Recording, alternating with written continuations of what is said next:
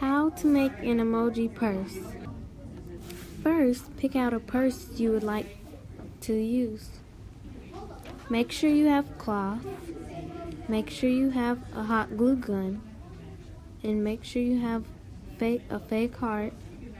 Make sure you have glitter. And now you should have glitter, cloth, a purse you would like to use, glue, and scissors. First, you put glue on the front of the heart, and then you put glitter on the front of it. It should look like this. Now, cut out a smile using the cloth.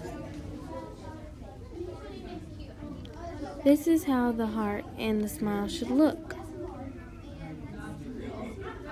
Glue the two hearts with glitter on the front of it onto the purse.